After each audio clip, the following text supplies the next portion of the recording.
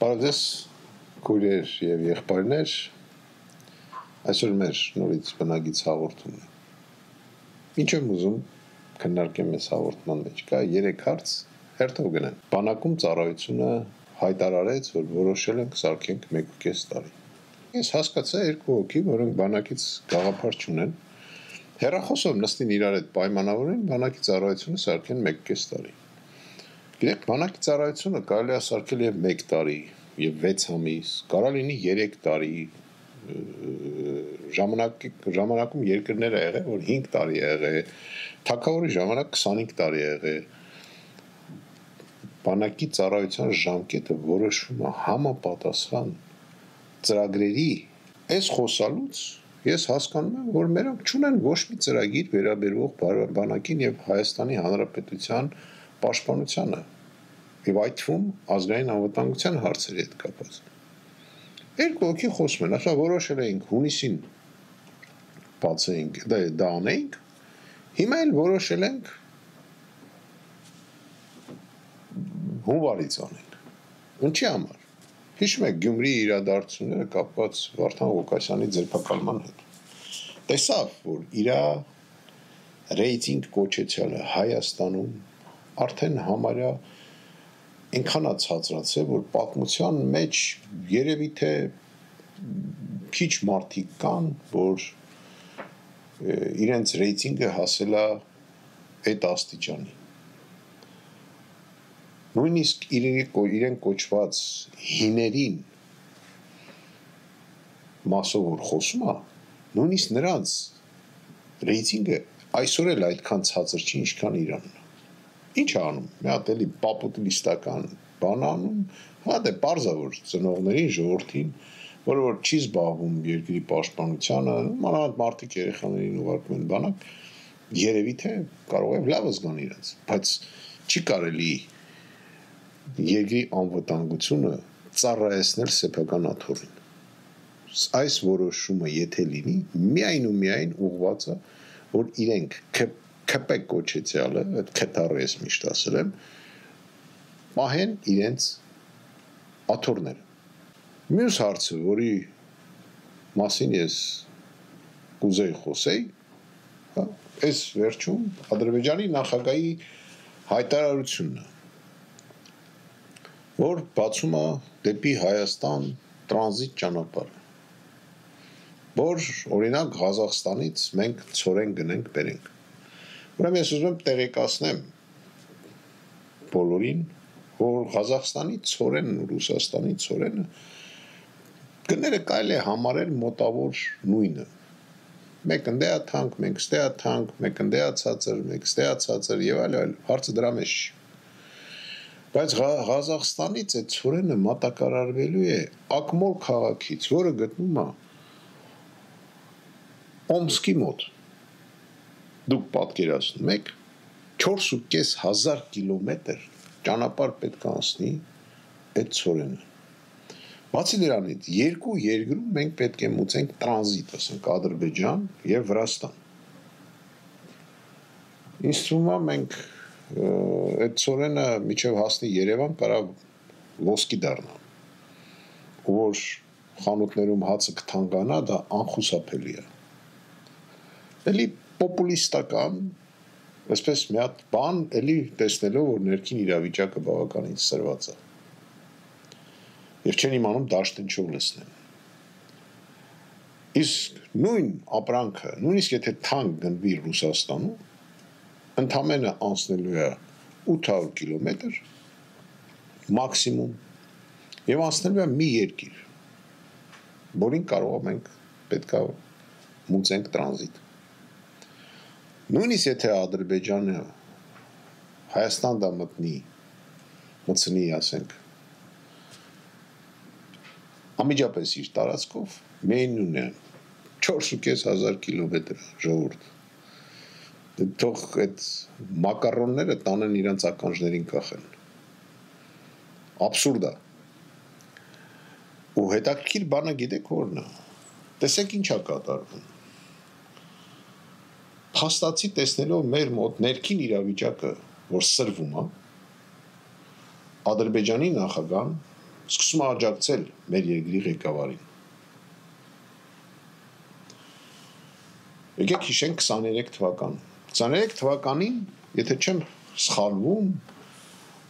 նոյեմբերի կեսերին կարծեմ Ադրբեջանի նախագահի ընտրությունները պետք է լիներ։ Այն ժամանակ Ադրբեջանի նախագահան մեծ խնդիրներ ուներ իր երկրում, որովհետև պատերազմը 21 թվականին չբերեց նրան, որ Ղարաբաղի հարցը լուծվեր այնպես, ոնց որ ինքը խոսք էր տվել իր ժողովրդին։ Կորցնելով մոտավորապես 17,000 զինվորներ, ինքը չլուծեց այն ժամանակ Ղարաբաղի հարցը։ Ինչ է անում մեր երկրի ղեկավարը։ Արցախը նվեր է տալի Ադրբեջանին եւ Ալիևը ընտրվում է երկրի նախագահ։ Մի փաստաթղթի վրա, երբ որ ես իրան ներկայացրեցի, ինքը գրեց Ալիևը մեզ պետք է։ Դա եղել է 19 թվականին։ Ալիևին պետք չի ձեր տալ։ Տեսեք ինչերից եմ ես խոսում եւ ինչ եմ ուզում մեզ բոլորիս հասկացնեմ։ Ու Ալիևը հասկանում է, որ հաջորդ ընտրություններին Ադրբեջանը շանս չունի հաղթի եւ ինքը դրա մասին իր վերջի ելույթներից մեկում դա ասեց։ Եվ հիմա թուրքական այդ տանդեմը ամեն ինչ ուզում է անի եւ հաշվի առնելով որ Նիկոլ Փաշինյանը 23 թվականին իրան այսպես կոչված պատժեշկա է արել, հիմա նույն բանը փորձում է անի Ալիևը Նիկոլ Փաշինյանի համար։ Ես ուզում եմ, որ մենք բոլորս հասկանանք, ինչ շատ դարձրել մեր երկիրը այդ մարդ։ Իրենք կոպիտ մարքսիստական կուսակցություն են։ Տեսեք, ես մի քանի անգամ ասել եմ, մուրճը եղել է կոմունիստների սիմվոլի մեջ,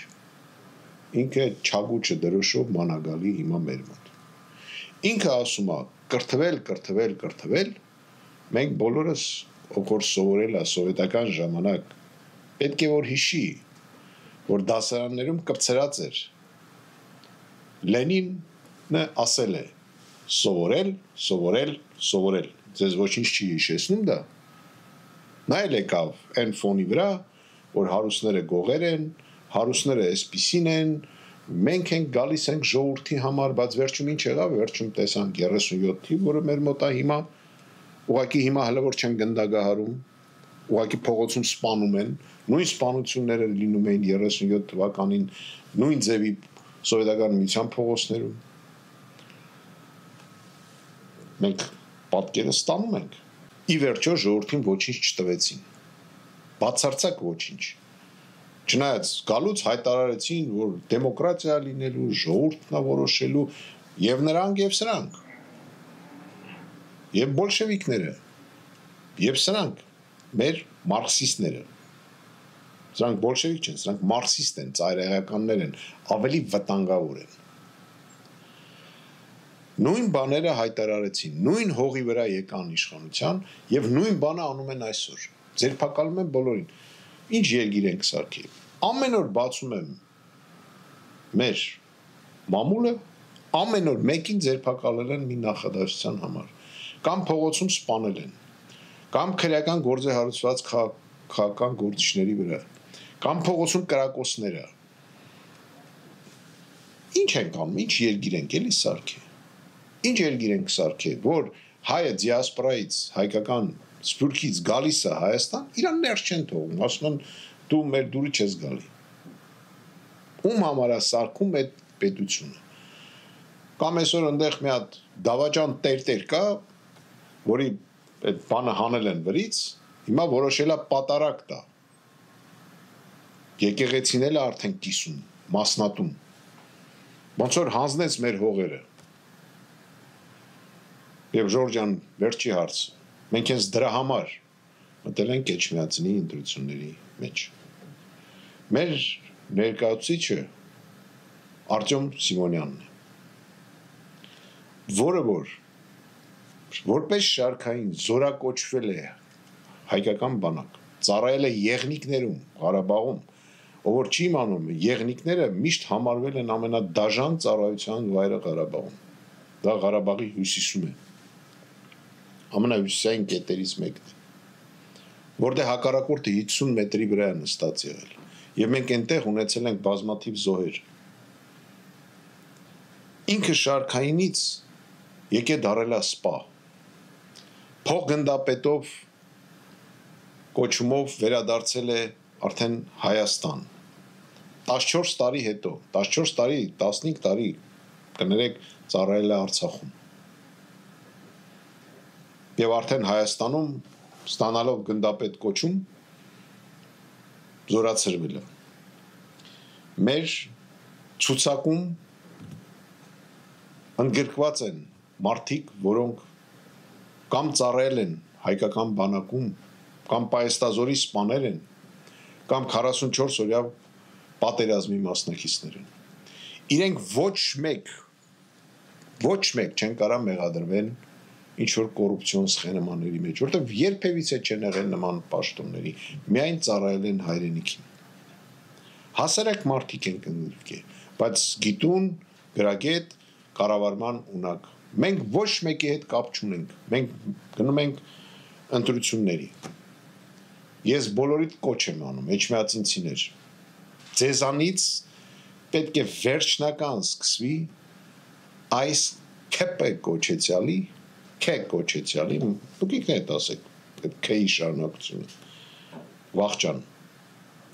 իրանք պետք է այդտեղ դառնան քաղաքական դիակներ։ Մենք գալիս ենք եւ գալու ենք, մենք հաղթելու ենք, ձեր շնորհիվ, դրա համար ձեզ խնդրում եմ, որպես զինվորական, որպես մարդ, որը որ 30 տարուց ավել ծառայել է